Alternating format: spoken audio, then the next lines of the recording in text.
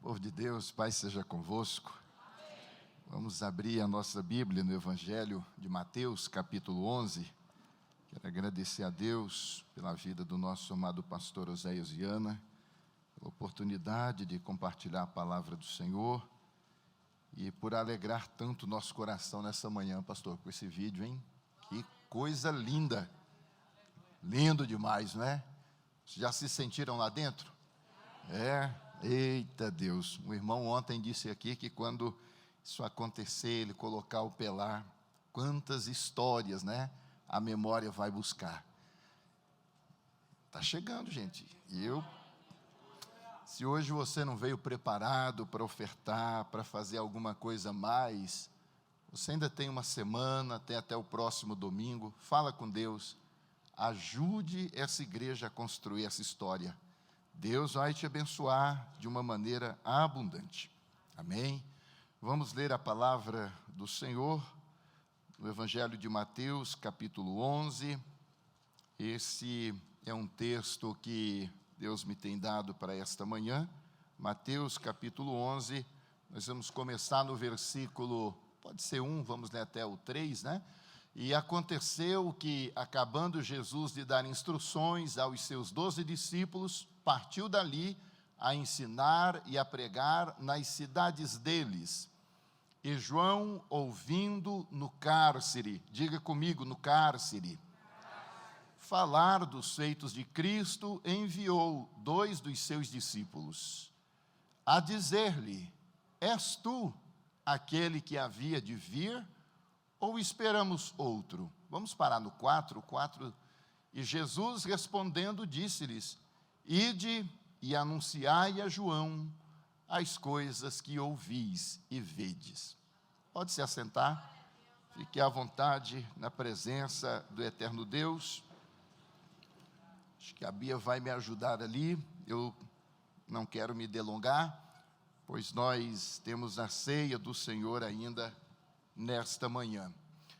Queridos irmãos, queridas irmãs, esse texto que nós acabamos de ler é um texto que fala a respeito de João Batista, e essa narrativa aparece em 2 momentos nos evangelhos. Primeiro, Mateus capítulo 11 fala sobre esse momento, e Lucas também no capítulo 7, porque entendem que este é um momento marcante na história de João Batista. Então, a nossa reflexão nesta manhã é: liberte-se do cárcere e adore a Deus. Eu estava pensando algumas coisas a respeito de João Batista, e nós nem sempre pensamos na importância dele.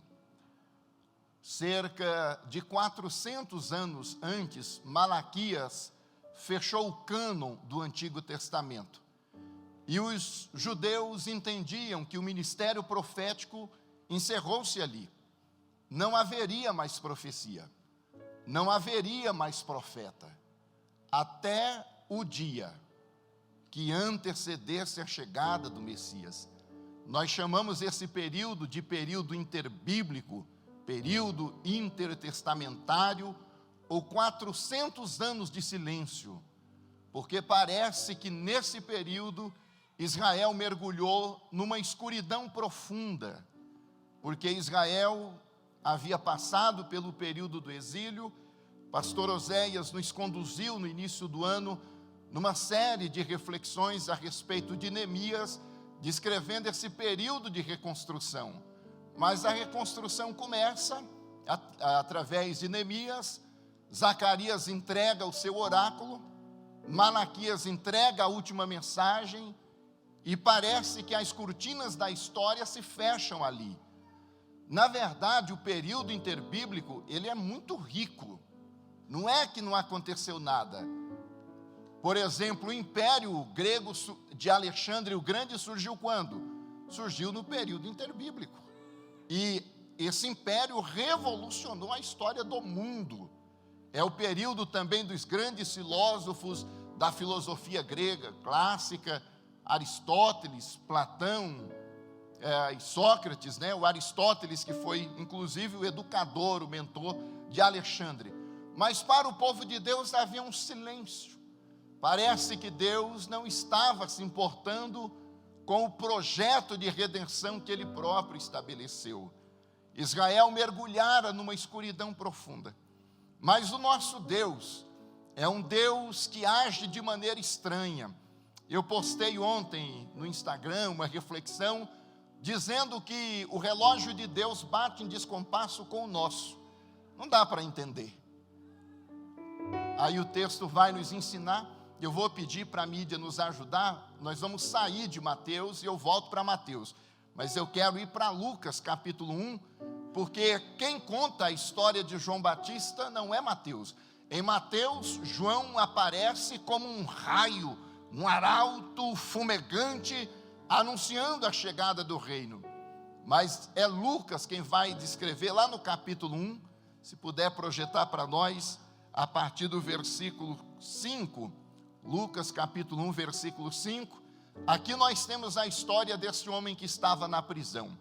Então, a primeira lição dessa narrativa de Mateus é que o cárcere é o lugar onde nós reavaliamos as curvas da vida, porque a vida não é uma linha reta.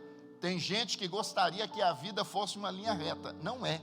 A vida tem muitas curvas, e em cada curva Deus vai nos surpreendendo. Cabe a nós aprender a lidar com os estranhos caminhos do Deus com quem nós andamos. Está escrito que existiu no tempo de Herodes, rei da Judéia, um certo sacerdote chamado Zacarias, da ordem de Abias, e cuja mulher era das filhas de Arão, e o seu nome era Isabel. O versículo 5 nos mostra que João, no exílio, ele pôde repensar algumas coisas. E João sabia que ele nasceu em um lar privilegiado. Ele teve um pai que era sacerdote, e ele teve uma mãe que vinha de uma linhagem também sacerdotal. Que grande privilégio desse rapaz, sim ou não? Sim ou não? Nasceu numa família onde o nome de Deus era glorificado. Vamos para o versículo 6 e olha como essa família de João Batista aprendeu a viver.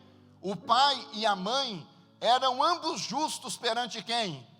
Perante Deus. Uma família que, na época que Herodes contribuiu para a degradação espiritual de Israel, essa família tomou uma decisão: nós seremos um farol, nós seremos um espelho, nós viveremos em justiça perante os olhos do nosso Deus. Aí Lucas diz que eles, andando sem repreensão em todos os mandamentos e preceitos do Senhor. É uma família que decide andar com Deus, que decide servir a Deus, independente do contexto no qual ela estava inserida. Agora tem um detalhe: nós temos aprendido de maneira equivocada na fé cristã que obediência a Deus significa recompensa instantânea, recompensa imediata. Não é verdade, irmãos. Você não precisa crer, porque esse não é o verdadeiro evangelho. A caminhada com Deus é processo, e o fato de você ser justo e irrepreensível não significa que as bênçãos cairão no seu colo no estalar de dedo. Deus não é um gênio da lâmpada maravilhosa que você acessa para fazer pedidos, não é? Ainda ontem alguém me mandou uma ilustração de uma pessoa que encontrou uma lâmpada e acionou. Aí o gênio apareceu e disse: você tem 3 pedidos. Aí a pessoa disse: mas eu quero 4. Ele disse: pois é, ainda tem 3, né? Às vezes nós achamos que com Deus também funciona assim. Às vezes a gente pensa que tem uma chave para acionar. Olha o versículo 7. É uma família justa, temente a Deus. Mas aí o texto vai nos ensinar algumas coisas. Versículo 7, por favor, versículo 7 de Lucas. Essa família, porém, não tinha o quê? Não tinha filhos, porque Isabel era estéril e ambos eram avançados em idade. É uma família temente a Deus, sim ou não? É um sacerdote de Deus, sim ou não? é uma família que guarda a palavra de Deus no coração, sim ou não? Mas por alguma razão, por um período, Deus não deu a Isabel um filho. Então, João, no cárcere, ele tem a oportunidade de resgatar as memórias da sua origem. Então, João, ele sabe que seu nascimento é fruto de um milagre. Se não fosse a intervenção de Deus, ele jamais teria vindo à existência. Agora, quando algumas coisas nas nossas vidas não dão certo, nossa tendência é se entristecer, nossa tendência é desanimar, nossa tendência é jogar a toalha, nossa tendência é recuar, nossa tendência é murmurar, nossa tendência é se revoltar contra Deus, nossa tendência é não querer mais servir a Deus. Tendo filho ou não tendo filho, não mudou a rotina dessa família. Continuaremos fiéis perante Deus. E Zacarias tomou a decisão de continuar no templo servindo a Deus. Havia na época mais sacerdotes do que serviço no templo. Parece até a de família, não é? Só dá para um pregar. E o pastor Oséias tem uns 50, 60, 100 soldados de Deus aqui, bons de Bíblia, não é? Então tem que ir deixando chegar a vez de cada um, e quando não chega a gente vai torcendo pelo outro e dando glória a Deus, não é? Então ele tomou a decisão de continuar servindo a Deus, e por obras do eterno Deus, no período em que o milagre vai acontecer, a sorte, vamos no versículo 8, a sorte cairá exatamente sobre Zacarias para um trabalho no templo. E aconteceu que, exercendo ele o sacerdócio diante de Deus, na ordem da sua turma. Aqui eu aprendo uma lição. Às vezes Deus tem algo para fazer na sua vida, mas Deus está ali pronto para te abençoar. Se naquele dia você não esteve presente, a bênção de Deus pode não te encontrar mais. Olha o que está acontecendo. Naquele dia, ele estava ali para exercer o sacerdócio diante de Deus na ordem da sua turma, isto é, ele está cumprindo escala. Tem gente que tem horror à escala, dá até um calafrio quando a gente vê o nome para algumas coisas, não é? Mas gente, se é na ordem da nossa turma, estejamos ali, porque a gente não sabe o que vai acontecer. Lá no versículo 9, Lucas vai nos ensinar uma lição que acontece. Segundo o costume sacerdotal, coube-lhe em sorte entrar no templo do Senhor para oferecer o incenso. Zacarias está ali, está pronto, está pronto. Então vamos ver quem Deus quer hoje para oferecer o incenso. Vamos para o 10, para a gente ganhar tempo aqui.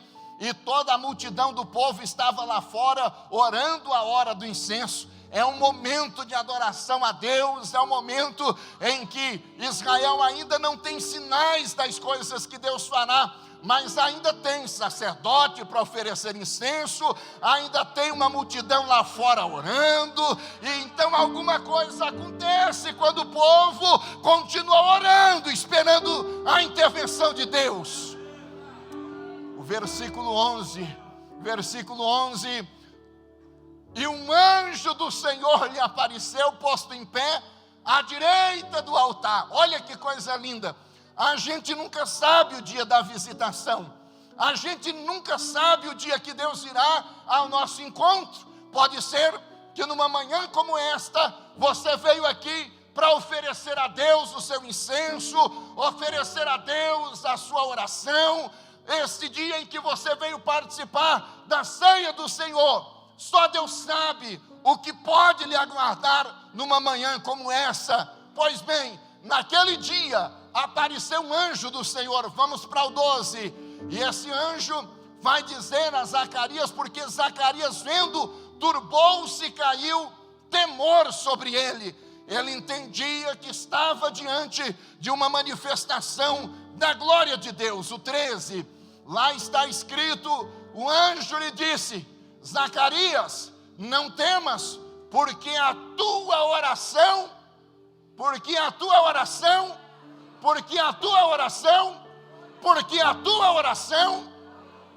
você serve um Deus que ouve oração. Talvez o nosso maior desafio como igreja seja recuperar a crença de que os ouvidos de Deus não estão tapados, de que os seus olhos não estão vendados e que Deus ainda ouve oração. Infelizmente, a nossa geração é uma geração que desaprendeu a orar. É uma geração que vive mais tempo se alimentando ou se intoxicando de coisas ruins, de notícias ruins, de informações ruins, do que gastando tempo aos pés do Deus Todo-Poderoso.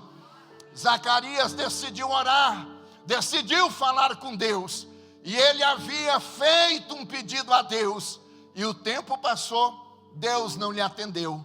Agora, sendo ele e a esposa já idosos, a palavra do anjo lhe dirá: Isabel, tua mulher, te dará à luz um filho, e chamarás o seu nome João. E olha que o casal aqui é um casal idoso. Eu quero dizer aos irmãos e às irmãs que aqui estão: não desistam, não desistam de orar, não desistam de falar com Deus, não desistam de batalhas épicas em oração. Orar é garantia de que Deus vai te ouvir, de que Deus vai ouvir sim, de que Deus vai responder não. Agora, eu não posso, por receio de não ser respondido por Deus, não orar. Irmão André escreveu um livro dizendo: e Deus mudou de ideia, porque o seu povo teve a coragem de orar. Ore, fale com Deus. Pode ser que um dia o anjo do Senhor venha ao seu encontro dizendo: a tua oração foi ouvida. Quando a gente espera demais, acontece alguma coisa com a fé, eu diria, da maioria das pessoas. Vamos para o 14. Quando a gente espera, Provérbios diz assim, que a esperança adiada, ela adoece o coração. A gente vai pedindo, parece que Deus não se importa. Uma certa tristeza, uma certa frustração tende a rodear nosso coração. O anjo dirá a João que terás prazer e alegria, e muitos se alegrarão no seu nascimento, falando ainda a respeito de João. Vamos para o 15. Aí esse texto vai no 15 dizer: porque ele será grande diante do Senhor, não beberá vinho nem bebida forte, e será cheio do Espírito Santo, já desde o ventre da mãe. Por que Deus demorou tanto para atender? Porque Zacarias queria um filho, Isabel queria um filho, mas Deus, na verdade, queria alguém que seria a dobradiça entre a antiga dispensação e a nova dispensação. Existem milagres que demoram um pouco, porque quando ele chegar, ele vai marcar não apenas a história de quem ora, vai marcar a história de outros. Lá no 16, vamos no 16. E converterá muitos dos filhos de Israel ao Senhor seu Deus. Vamos para o 17. E irá diante dele no espírito e poder de Elias, para converter os corações dos pais aos filhos e os rebeldes na prudência dos justos, com o fim de preparar ao Senhor um povo bem disposto. Deus não queria só dar um filho para Zacarias, Deus queria dar um profeta para aquela nação. Aí o versículo 18, e disse então Zacarias aos anjos: como saberei isso? Pois eu já sou velho, e a minha mulher avançada em idade. O que ele está dizendo é: por que eu vou dar crédito a essa palavra? Será que o Deus não entende que eu não posso mais dar um filho a ela? A resposta dele é de alguém que foi marcado pelo tempo, é de alguém que esperou, e parece que Deus não se importou. Às vezes a espera adoece a gente. Aí Deus começa a dizer: vai acontecer, vai dar certo, e a gente: Será que ele não entende que o tempo passou? Passou para nós, irmãos. Passou para nós. O tic-tac de Deus tem o momento certo. O relógio de Deus bate na ordem certa. Se tem alguém errado, não é Deus, é Zacarias. Porque enquanto Zacarias quer um filho, Deus está preparando o arauto que preparará o caminho para a chegada do Senhor. Como saberei isso? Será que vai acontecer? Será que Deus não olha para a nossa situação, para a nossa realidade? Será que Deus não entende que isso é impossível? O que é impossível para nós, nunca será impossibilidade para Deus. No versículo 19, o anjo, entendendo a dor de Zacarias, diz a ele: como eu sei que vai acontecer? Como eu sei que isso vai se cumprir? Zacarias, eu sou Gabriel, assisto diante de Deus. Ele está dizendo: creia, porque Deus é real e eu estou diante dele, eu sou o assistente dele. Aí ele diz: e fui enviado a falar-te e dar essas alegres notícias. Ele está dizendo: eu estou aqui com uma missão especial, e o Deus que me enviou é o Deus que fará todas essas coisas. Aí o versículo 20. Sabe de uma coisa, Zacarias? Você já falou demais, já orou tanto, já esperou tanto, e agora parece que você nem consegue mais crer que o impossível vai acontecer. Façamos o seguinte, Zacarias: você vai ficar mudo. A partir de agora, nenhuma palavra sairá da sua boca, até o dia que esta palavra de Deus tiver se cumprido. O anjo se retira e Zacarias se cala. Ei, talvez seja tempo de cerrar os lábios. Talvez seja tempo de descansar o coração. Talvez seja tempo de parar de reclamar e de esperar o pior. Calma, calma, calma. Se não for para abrir a boca e glorificar a Deus, economize as palavras. Porquanto não creste nas minhas palavras, que a seu tempo hão de se cumprir. Então esse é o João. É um menino que nasce de um milagre, nasce de uma intervenção da parte do nosso Deus. Tem um texto ainda, no versículo 58, vamos puxar aí, para a gente ganhar tempo. Aqui João nasceu, e os seus vizinhos e parentes, falando de Isabel, ouviram que tinha o Senhor usado para com ela de grande misericórdia. Aí eles fizeram o quê? Se alegraram com ela. Mas aí surgiram algumas perguntas. Verso 66. O pai idoso, a mãe idosa, olha a parte final do texto. As pessoas começaram a perguntar: quem será, pois, esse menino? Porque o pai idoso, a mãe idosa, qual será o futuro dele? Às vezes as pessoas estão fazendo perguntas a nosso respeito. Às vezes as pessoas olham para as circunstâncias a partir da ótica humana e querem saber o que será do nosso amanhã. Bom, o que será do nosso amanhã não depende da estrutura humana, depende da mão que está conosco.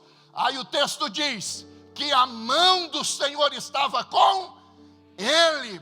Se a mão de Deus estiver com você, por que temer o amanhã?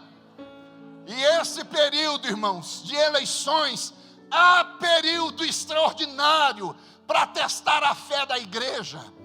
Há período maravilhoso para testar a fé da igreja. O que será da igreja? Não sei, não quero saber, eu quero viver um dia de cada vez. Se é verdade que a igreja fundada por Jesus tem uma promessa, as portas do inferno não prevalecerão, por que eu vou me desgastar? Brigar com a mulher, brigar com o esposo, brigar com filhos, há uma treta na igreja, brigar com o pastor, como se a nossa vida se restringisse à dimensão terrena da vida. O que a igreja precisa não é apenas de homens no alto escalão de comando. Que a igreja sempre precisou foi da boa mão do Senhor com ela.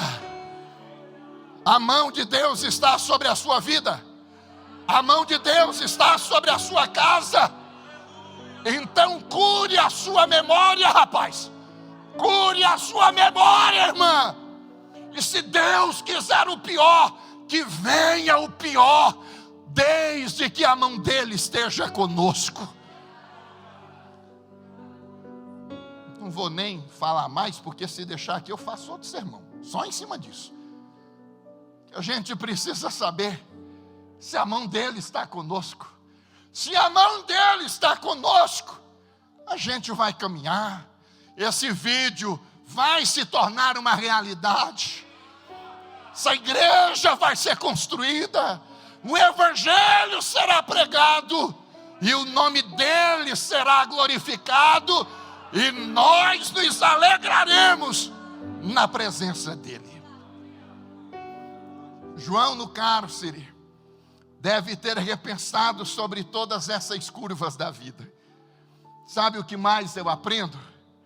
Sabe o que mais eu aprendo? Que o cárcere é lugar de resgatar os fundamentos do nosso chamado. João estava preso.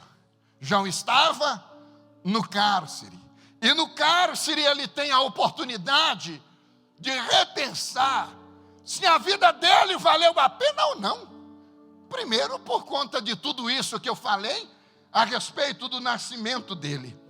Mas agora, projeta para nós, ainda em Lucas, verso 76. Verso 76.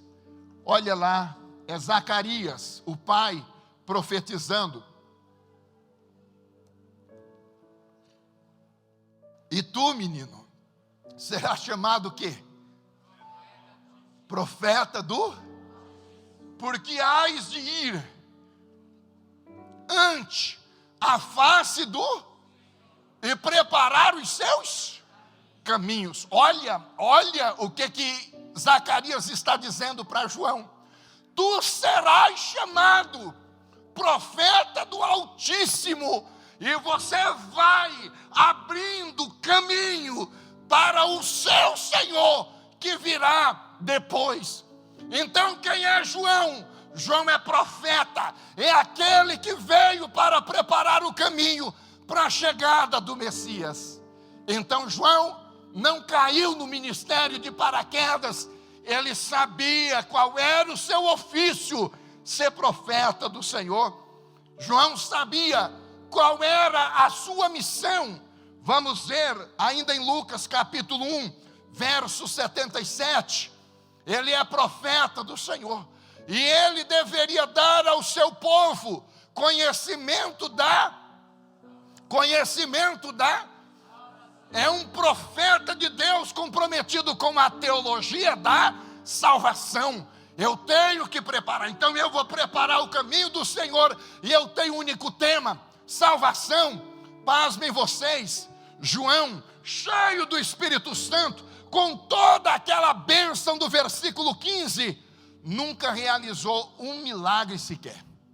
nunca realizou milagre sequer. Foi um homem que Deus não aprovava. Foi um homem que não tinha o poder do Espírito Santo. Pelo contrário, foi cheio do Espírito desde o ventre da mãe. João tem uma única bandeira: Evangelho da salvação. A igreja evangélica brasileira, parte dela já se perdeu. Ela já não sabe mais qual é a sua missão. Ela já não entende mais qual é o seu papel no mundo. Ela já não entende mais qual é o seu lugar na sociedade. Já não sabe mais nem para que ela existe. João sabia: meu tema é tornar conhecida a salvação de Deus. Esta é a palavra que Ele me deu. Esta é a palavra que eu vou entregar. Porque é assim que se comporta um profeta do Senhor. Sabe o que mais eu aprendo nos versos 78 e 79? É que João, ele também, ao falar da salvação, ele precisa apontar para a visitação de Deus. Verso 78. Verso 78. Esse texto fala a respeito do sol de Deus que brilharia. Mídia 78, por favor. Do alto nos visitará o sol nascente, lá na parte final do texto, né? Com que o oriente do alto nos visitou. Outra tradução diz que do alto nos visitará o sol nascente. É um povo mergulhado em escuridão, mas João é aquele que tem que dizer ao povo que o sol nascente, ele nos visitará. Aí no verso 79, esse texto vai também nos dizer que o sol, o Cristo de Deus, vai iluminar aos que estão assentados em treva e na sombra da morte, a fim de dirigir os nossos pés no caminho da paz. Queridos irmãos, queridas irmãs, se é o ministério de João, ele veio, ele cumpriu o seu ministério, e ele cumpriu aquilo que Deus havia projetado para ele. Mas aí, voltamos para Mateus capítulo 11, lá no versículo 3. Depois de ter feito tudo isso, o texto de Mateus vai dizer que João está preso. João está no cárcere. No 2, né? No 2 que diz que João, ouvindo no cárcere. Eu pergunto a você, com toda essa história que foi projetada para João, quem acharia que a história dele terminaria no cárcere? Eu jamais imaginaria isso. Ele será o profeta de Deus que vai marcar a transição. Ele vai renovar o ministério da profecia. É um homem que prega salvação, é duro na sua palavra, é um homem que batizou Jesus, ele viu os céus abertos, e Deus está com ele. João terminará a sua história honrado, abençoado e feliz. João está terminando a sua história num cárcere. Então, às vezes, eu fico com a sensação de que nós não entendemos ainda o que é evangelho, irmãos. Porque para nós hoje, sinônimo de ministério bem-sucedido são as nossas realizações, são as nossas conquistas. É projeção, é visibilidade, é fama, é poder, é autoridade. Não sei se é isso, irmão. João está no cárcere e ouvindo que Jesus está fazendo milagres. Então a dúvida atinge o coração de João. E preso. E a prisão para ele doeu muito. Porque João era um homem do deserto. João era um homem que gostava de liberdade. E de repente, no final da sua caminhada, ele está em um cárcere. Bate a dúvida. Será que é ele? Será que é ele? Será que é ele? Ou será que eu enganei a mim mesmo? Será que eu dei crédito a uma verdade do céu? Ou a minha mente me pregou uma peça? Porque o que eu estou vivendo hoje não é nada daquilo que eu ouvi.